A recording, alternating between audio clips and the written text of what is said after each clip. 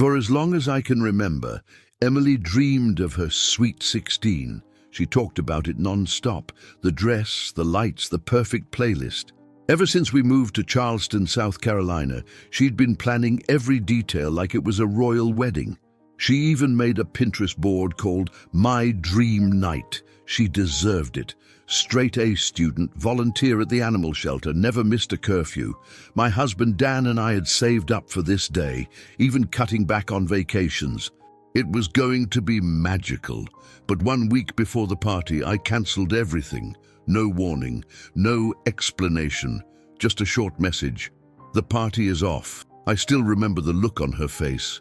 Confusion, then heartbreak, then silence. She locked herself in her room for 2 days, and when she finally came out, she didn't say a word to me. Everyone thought I was cruel, selfish, a monster of a mother, but none of them knew the truth. Because what I discovered just days before her big day changed everything. By the way, where are you watching this from? Drop your city or country in the comments. I love seeing how far these stories travel.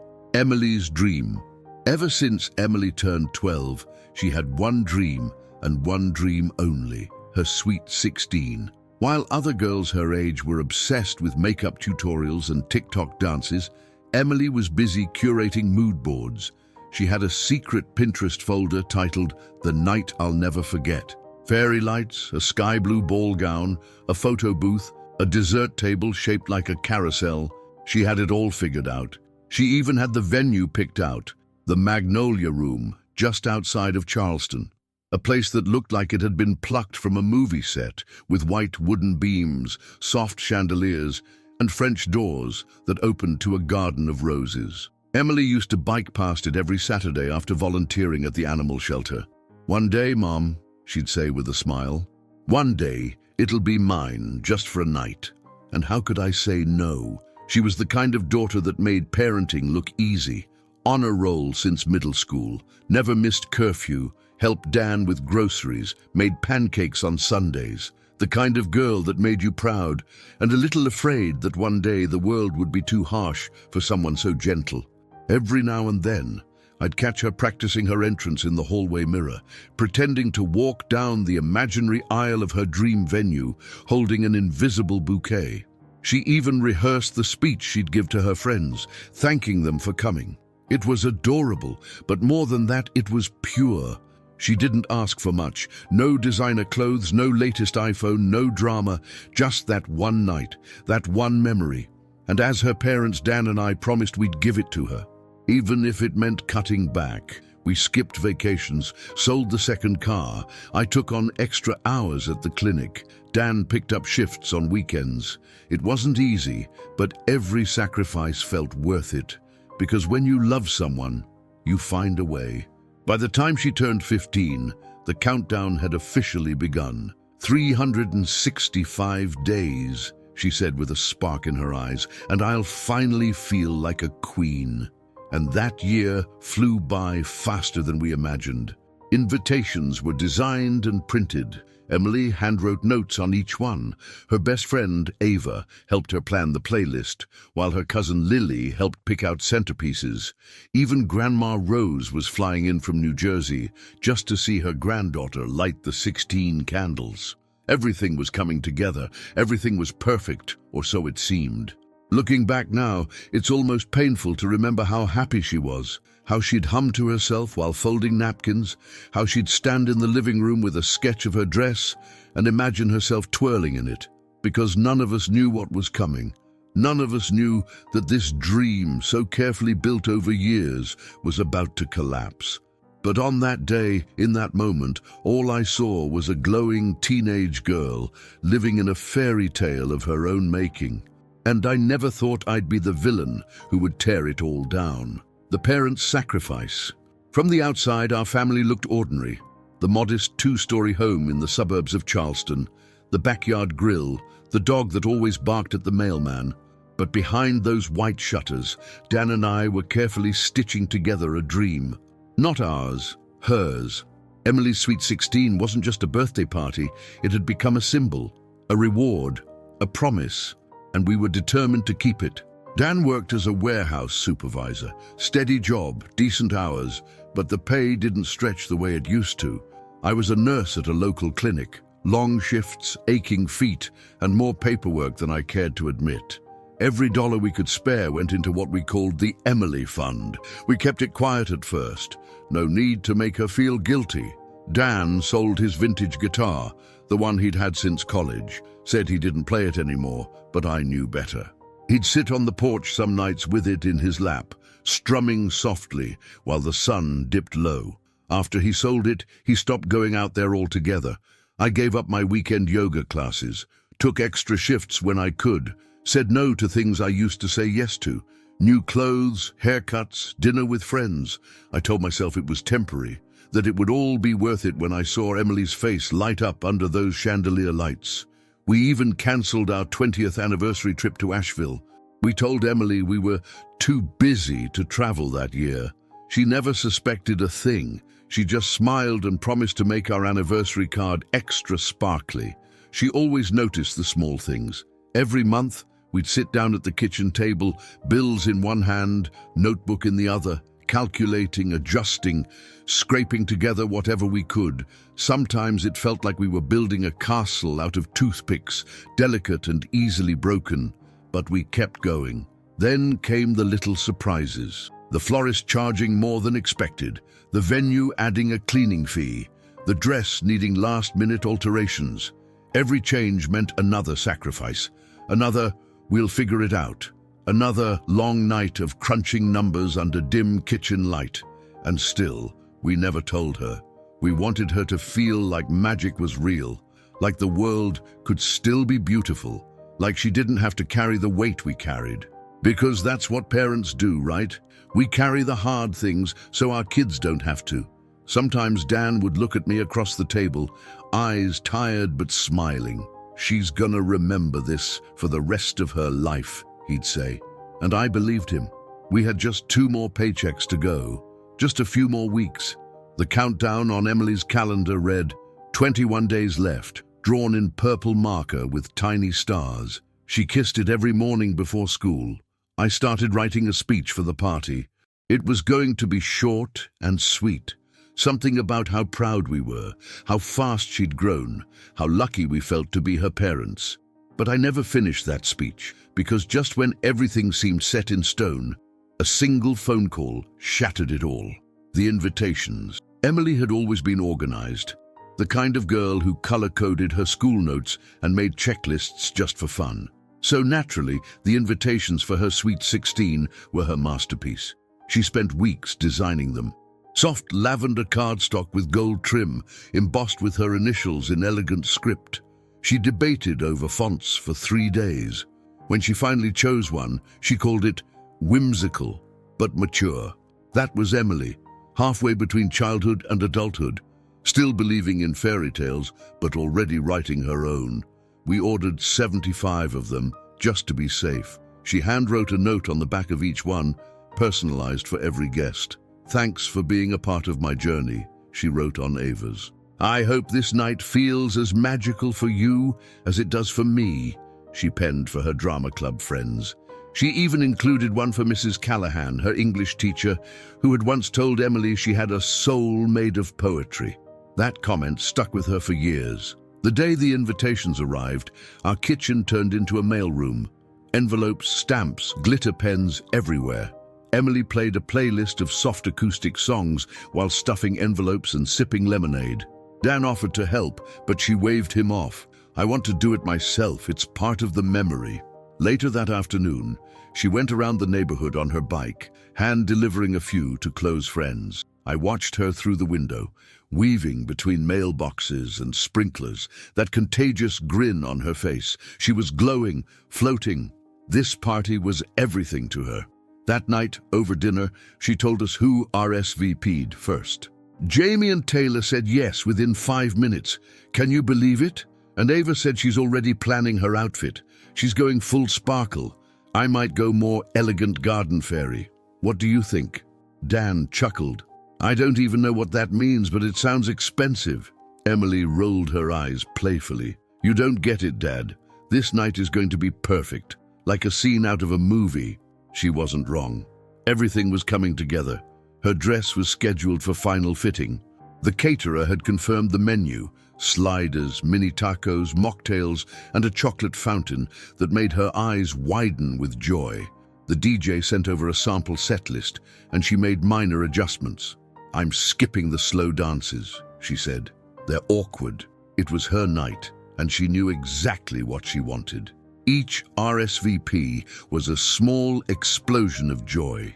She kept a tally on her whiteboard. Every morning before school, she'd check her phone, update the count, and write a new affirmation beside it. "It's really happening. I can't wait to hug everyone.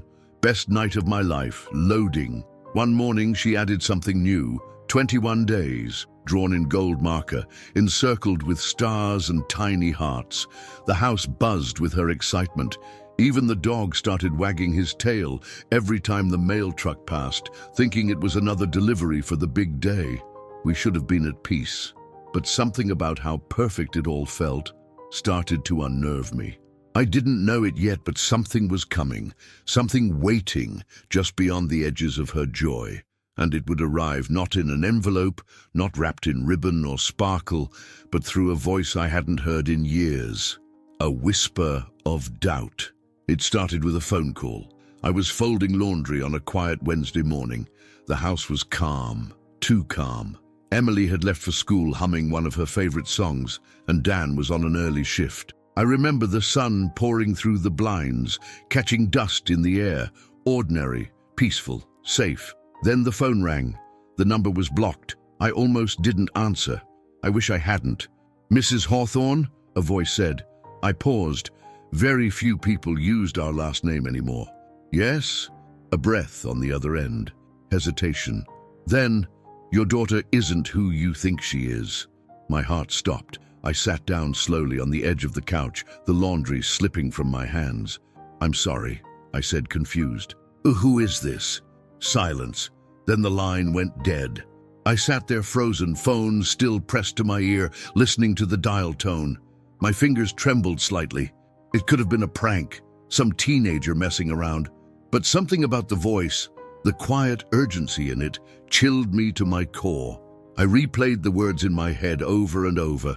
"Your daughter isn't who you think she is." Ridiculous, right? Emily was the most transparent kid I knew.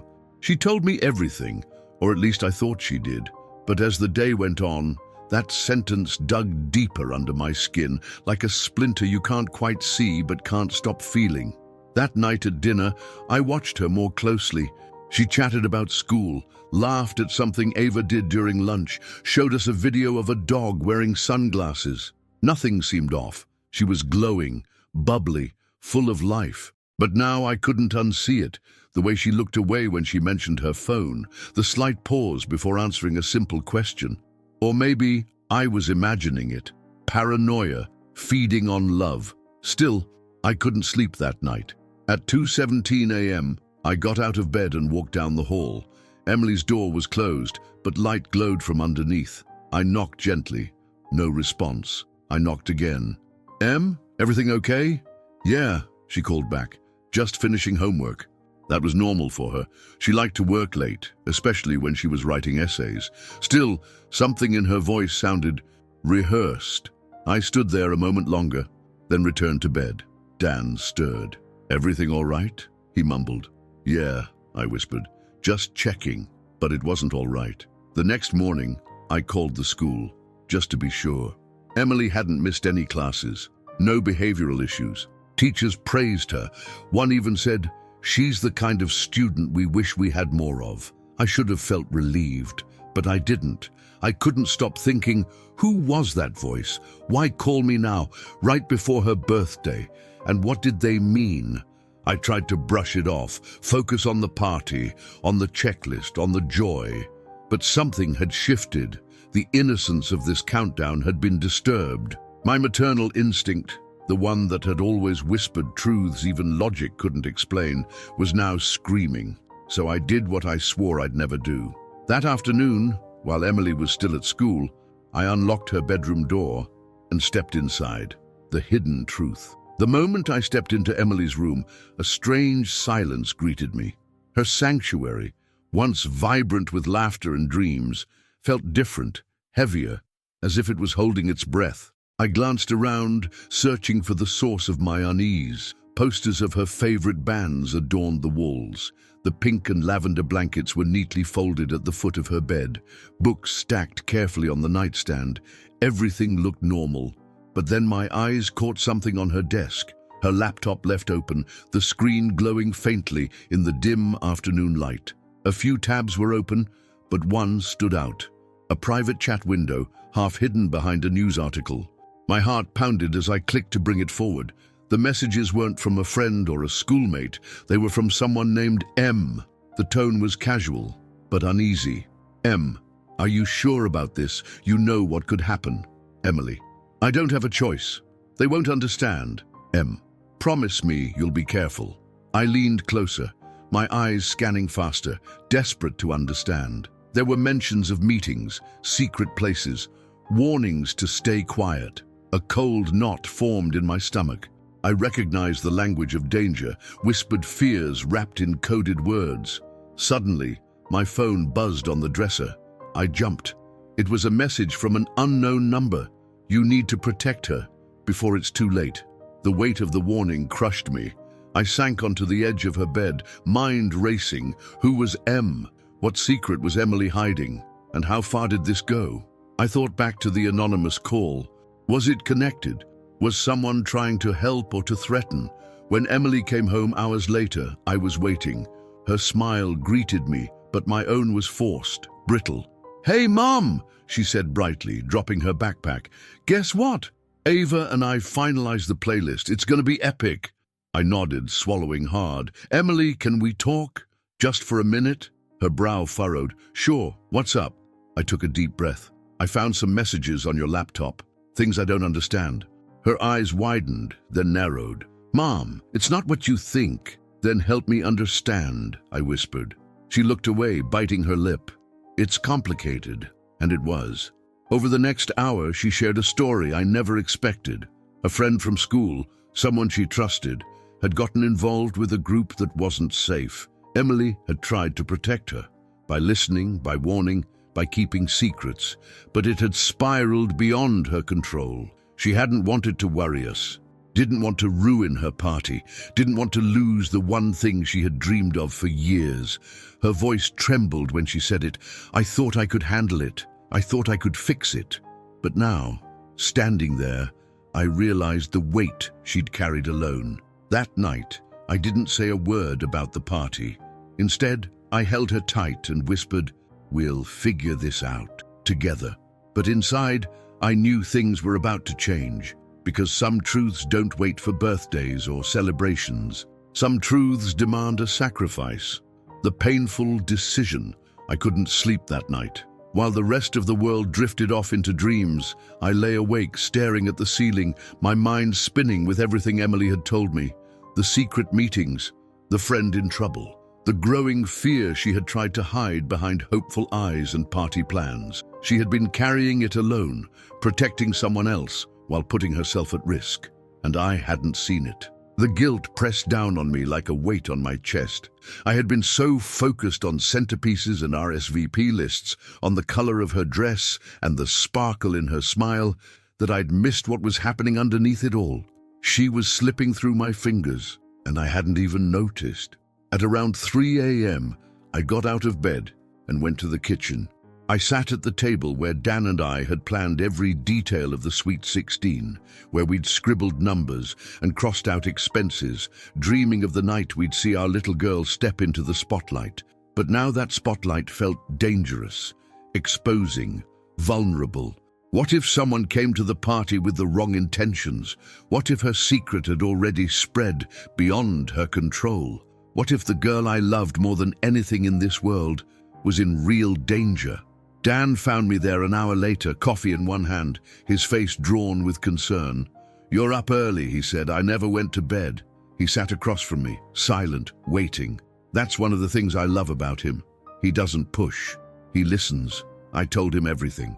As the story unfolded, I saw his expression shift from confusion to disbelief to fear. Real parental fear, the kind that grabs you by the throat. He let out a shaky breath. "So what do we do?" That question echoed in the silence between us. Cancelling the party felt unthinkable, not after everything we had sacrificed, not after everything Emily had dreamed. But what if it was the only way to protect her? And how could we explain it to her? How could we look into her eyes, the ones that lit up every time she talked about her birthday, and tell her we were taking it all away? I sat back and stared at the ceiling, tears brimming. "I don't know how to break her heart," I whispered. Dan reached across the table and took my hand. "But you do know how to protect it." That was the moment I knew. It wasn't just a birthday anymore. It was a choice between her happiness and her safety, and no matter how much it hurt, I would always choose to keep her safe. That afternoon, while Emily was at school, I made the calls. One by one, I cancelled the caterer, the DJ, the decorator. I told the venue we had to withdraw. I emailed the florist and asked if the deposit was refundable. Most people were understanding. A few were surprised. One even asked if there'd been a death in the family. I just said, something more important came up. By the time the last call ended, I felt hollow, like I had cut the string to a balloon we'd spent years inflating. Then came the hardest part. I sat down at Emily's desk and wrote her a note. Just a short message, one I knew she'd read before anything else. "Emily, I'm sorry. The party is off. We'll talk when you get home. Love, Mom." I left it on her pillow, then stepped out of the room. The house felt different now, still, quiet. Like it was holding its breath, just like me, waiting for the storm to arrive. Silence and rejection. She got home at 4:12 p.m. I heard the front door creak open, then silence. No keys dropped, no excited, "Mom, I'm home." Just stillness, heavy, cautious. And then footsteps, slow ones, heading toward her room. I held my breath. Seconds later, a sharp gasp pierced the air. Short, stunned, like all the air had been sucked out of her lungs. She'd seen the note. I stood in the hallway, back pressed against the wall, heart pounding like a war drum in my chest. Then came the sound of her bedroom door slamming shut. Hard, the kind of slam that says, "Don't come in, don't speak, don't try." I waited, 5 minutes, then 10, then 20. Nothing. No crying, no screaming, just silence. I finally knocked, softly. "Emily, can we talk?" No answer. "Sweetheart, please." Still nothing. I rested my forehead against her door. "I know you're hurt. I know you're angry, and I don't blame you." Still, that stubborn, suffocating silence. I stood there for another minute, then walked away, tears burning behind my eyes, the weight of guilt pressing harder with every step. Dan tried later that evening. He knocked too. He even tried the old trick of slipping a chocolate bar under her door, the same trick that used to work when she was 10 and mad at us for grounding her. But not this time. This time, she didn't touch it. She didn't come out for dinner, didn't respond to our messages. She just stayed there in her room, curled into her pain like a shell wrapped tight around the softest part of her. By morning, I found the note I'd written torn into 6 uneven pieces and shoved under my bedroom door. A message in pieces, like her heart, like mine. The following days passed in quiet agony. Emily moved through the house like a ghost. She'd come out for water, for the bathroom, but barely said a word. Her eyes were distant. Her smile, when it flickered at all, was forced and hollow. I tried explaining. I told her I did it to protect her, that her safety mattered more than any party. She just stared at me, then said flatly, "You didn't protect me. You embarrassed me." And then she walked away. Dan wrapped his arm around me that night as I cried into his shirt. "She'll come around," he whispered, but I wasn't sure, because something had shifted, not just in her, but between us. A crack, a divide, a wall that hadn't been there before. And the worst part, I wasn't even sure if I'd made the right decision anymore. I knew I'd done what any mother would, chosen safety over sparkle. But the cost, it felt so high, too high. The truth comes out. It was a Thursday night when everything finally spilled over. Dan was working late. The house was quiet, and the storm that had been gathering inside our home, inside Emily, had reached its boiling point.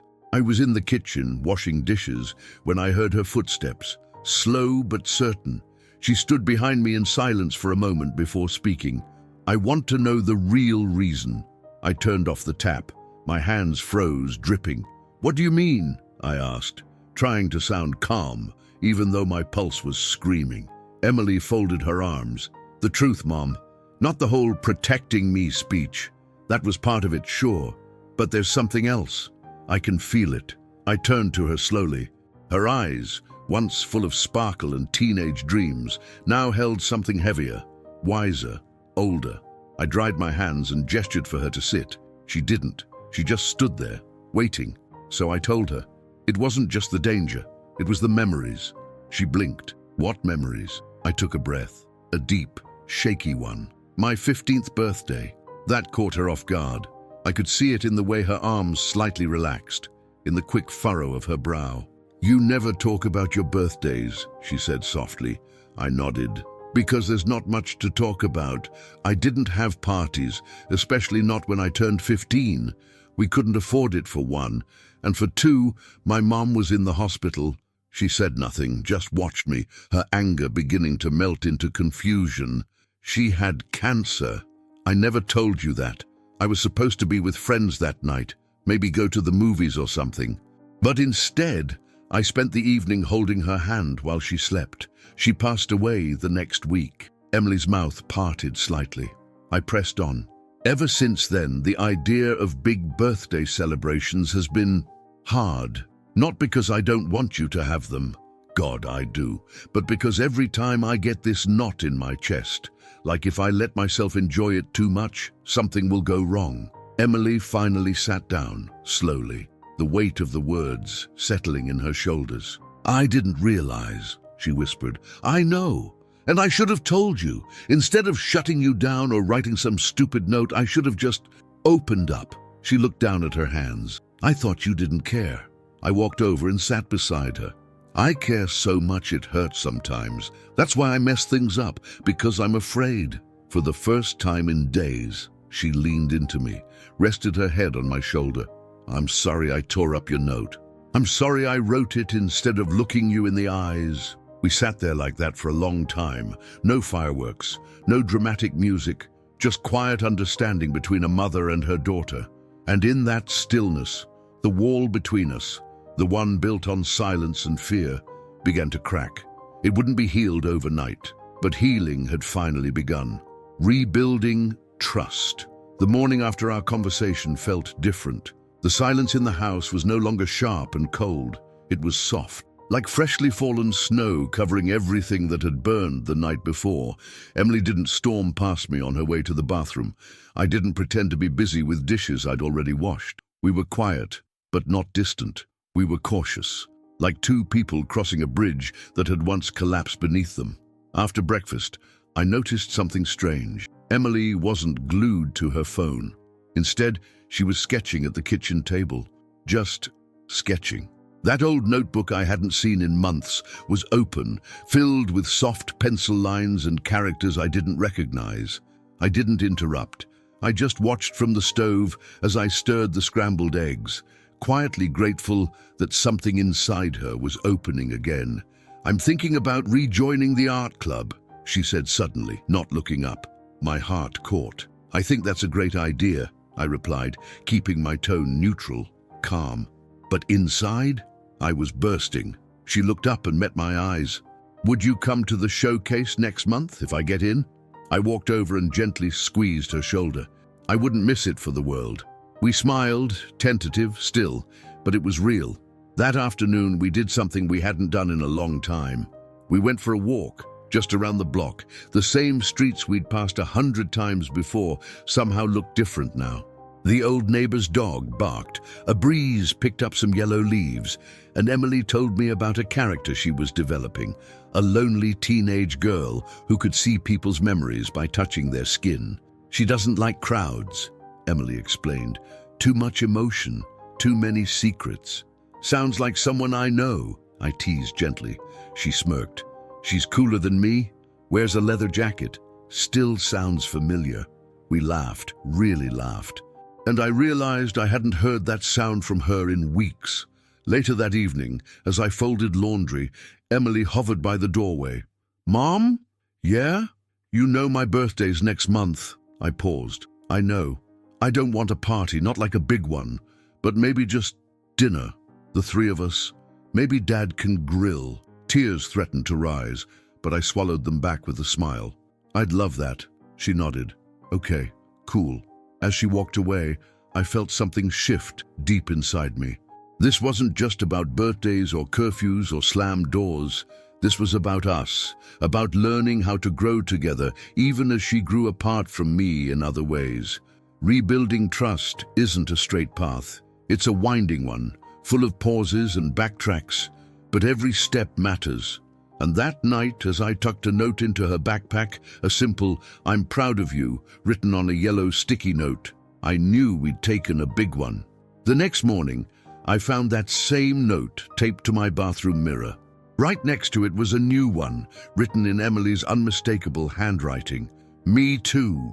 The showcase. The night of the art showcase arrived quicker than I expected. Emily had spent the last 3 weeks buried in her sketchbook, headphones on, pencil always moving. I didn't ask too many questions. I knew better now. She needed space, not supervision. But tonight, she needed support. As we pulled into the school parking lot, I could feel her nerves vibrating through the car like static electricity. She kept fiddling with the sleeves of her hoodie, pulling them over her hands, then pushing them back. "You okay?" I asked softly. She nodded, but didn't speak. The gymnasium had been transformed. Twinkle lights hung from the rafters. Tables lined the walls, each one displaying student work, paintings, sculptures, digital art. Soft jazz played over a speaker somewhere, and the air smelled like popcorn and school floor wax. Emily led us to her table. It was tucked in a corner, modest, almost shy. But what sat on it stopped me in my tracks. There were 5 drawings, each one more powerful than the last. The first was of a little girl sitting alone at a kitchen table, staring at a closed door. The second, a teenager shouting at her reflection in the mirror. The third, a mother kneeling, arms open, while the daughter hesitated on the other side of a chasm. The fourth made my breath catch, 2 hands reaching toward each other. One large, one small, not quite touching but close. And the fifth was us, Emily and me, sitting side by side, our shoulders touching, both of us smiling. Above us was a single word in bold, messy lettering, rebuilding. I felt tears prick my eyes. "Em, this is beautiful," I whispered. She glanced up at me, cheeks pink. "It's our story." I didn't know what to say, so I did the only thing that made sense. I pulled her into a hug, and this time she didn't resist. She hugged me back, tightly. We stood there like that for a moment, mother and daughter, no longer strangers to each other's silence. Eventually, other parents began wandering over to her table. A teacher complimented her composition. A student said she'd cried at the 4th drawing. Emily thanked them all, her voice small but steady. I saw pride in her eyes, not arrogance, just quiet, earned pride. As the evening wound down, Emily turned to me and said, "Can we get milkshakes?" "Always." We sat in a corner booth at the local diner, chocolate and strawberry milkshakes between us, fries disappearing fast. "I'm glad you came," she said, stirring her shake. "I wouldn't have missed it for anything." She smiled. And then, looking out the window, she added, "I think I want to apply to the art program at Central College." She nodded. "It's still a year away, but I think I'd like to go." I reached across the table and took her hand. "I think you'd be amazing." We sat in comfortable silence for a few minutes, the kind that no longer needed to be filled, no more tiptoeing, no more walls, just trust, built slowly, brick by brick, one sketch, one note, one milkshake at a time. And in that small moment, I realized we weren't just healing, we were growing, together. When it all came full circle, it was a regular Sunday morning when the letter arrived. I almost missed it, buried beneath catalogs and bills. The envelope was thin, white, and hand-addressed to Emily Torres. "Mail for you," I called, tossing it toward her spot on the couch. She picked it up casually, not expecting much. But the second her eyes scanned the return address, Central School of the Arts, she froze. My heart skipped. Is that? She didn't answer. She tore it open with trembling fingers, eyes darting across the page. Then silence. Too much silence. Emily? She looked up, and I couldn't read her expression. Until suddenly, she smiled. No, beamed. A grin I hadn't seen since she was little, when she won her first art contest in 3rd grade. I got in, Mom. For a second, I couldn't speak. My throat clenched with so many emotions at once. Pride, relief, awe. I rushed over and hugged her before the tears started falling. She didn't push me away this time. I knew you would, I whispered. And I had. Deep down, I had. The following weeks were a whirlwind of preparations. Financial aid applications, supply lists, housing forms. She'd be living in a dorm 2 hours away. Not too far, but far enough to feel it. One night, as we were boxing up her sketchbooks and frames, I found the old notebook, the one where she'd scribbled angry poems and sharp-edged drawings during her darkest days. I held it up. Want me to toss this? She paused, then shook her head. No, I think I'll take it. Why? Because it's part of the story. Mine. Ours. I want to remember where I started. I nodded. That made sense. Growth wasn't about forgetting. It was about understanding. Moving day came faster than either of us expected. I helped her carry her boxes up the dorm stairs. The walls were bare, the bed too small, the air tinged with nervous excitement from dozens of students and their hovering parents. As we unpacked the last box, I noticed a drawing taped to the inside of her closet door. It was the 5th sketch from the showcase, the one of the two of us side by side, the word rebuilding above our heads. She caught me looking. I liked to have it close. I smiled and hugged her, tighter this time. You're going to do amazing things, Em. She didn't say anything, just nodded, her chin trembling. I kissed her forehead and whispered, no matter what happens, I'm here, always. I know. And just like that, it was time to go. I walked back to the car alone, the space beside me suddenly too quiet, but my heart, it was full of hope, of pride, of peace, because the girl who once shut her door so tightly had just opened a new one, all on her own. That night, as I sat at home staring at her empty chair, I noticed something on the fridge, a sticky note, her handwriting. Thanks for not giving up on me. That simple line hit harder than any speech ever could. The circle was complete, not because everything was perfect, but because we'd walked the hardest part of the road and still found each other. And now, she was flying. Wings of her own. The house was too quiet. No slammed doors, no music leaking through the walls, no midnight footsteps or cereal bowls left in the sink. Just me and silence. I wandered into her room the day after we dropped her off, not to snoop, just to feel close. The bed was neatly made, her bookshelf half empty. The walls still carried the faint smell of her lavender candle. On her desk, a single note, Mom, I'll call soon. I love you. Don't cry too much.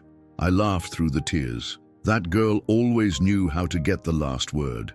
In the weeks that followed, we settled into a rhythm. She'd call every Sunday. Not always at the same time.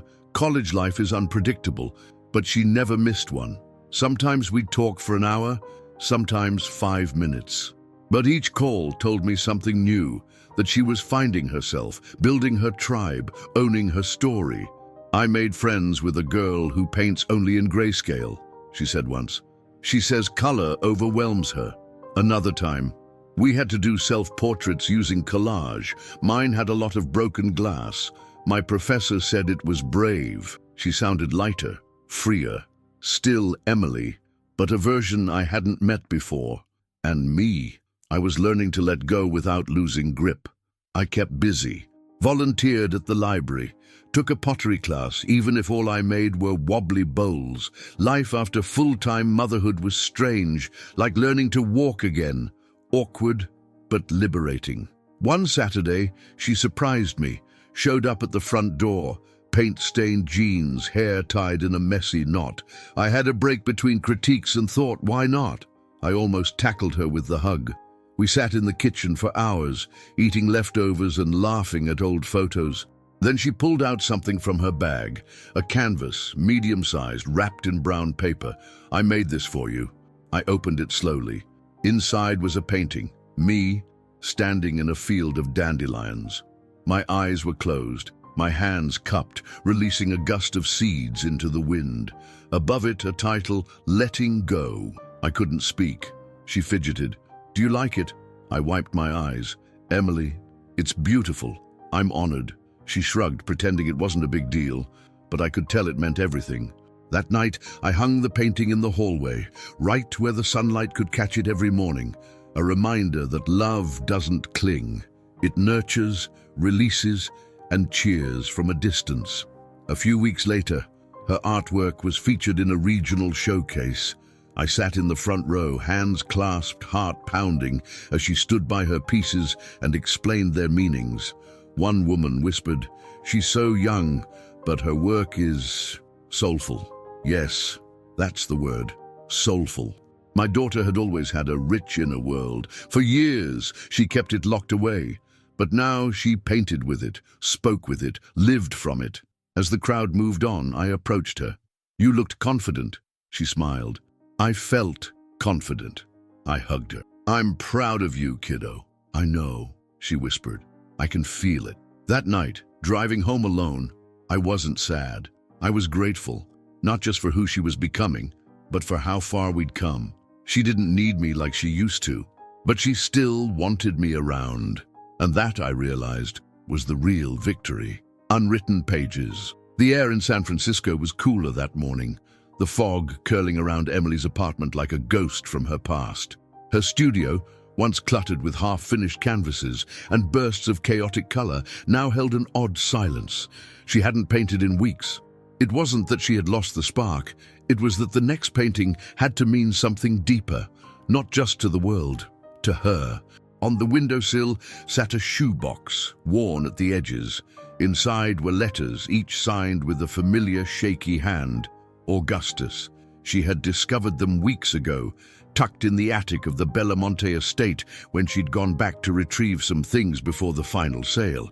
She hadn't had the courage to open them all, but today felt different. She sat cross-legged on the floor, the box in her lap. The first envelope she opened was dated 2 weeks before his death. The words were simple but heavy. "Dear Emily, I never told you why I sat in that square every morning. It wasn't the coffee, it was you. You reminded me that even in a world that had forgotten wonder, there was still art, still heart."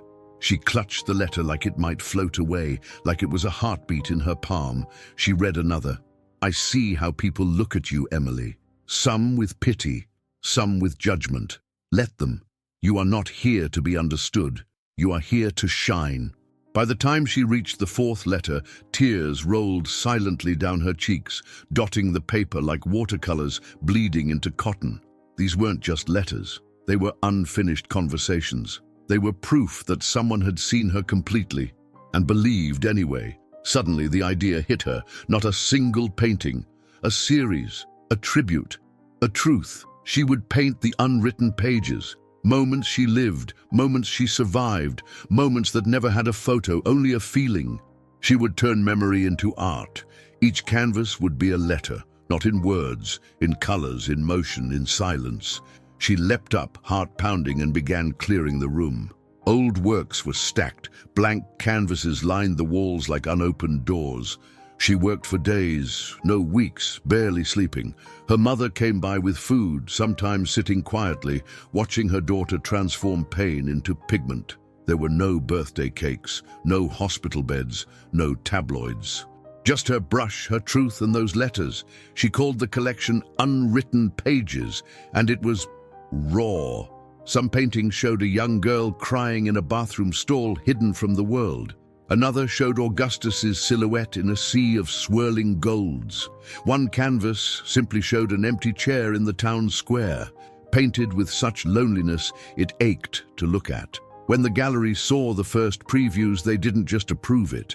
They moved their entire fall schedule to feature her. Opening night was a blur. People cried in front of the paintings. Strangers hugged. Critics called it the most intimate exhibition of the decade. But for Emily, it wasn't about praise. It was about finally letting go of the chapters that once defined her and painting the ones she wanted to live next. The Grand Gallery. The night air buzzed with a quiet electricity. Emily stood behind the velvet curtain of the renowned Whitmore Gallery in New York City. Heart racing, palms damp, mind spinning. This was it, the biggest moment of her artistic career.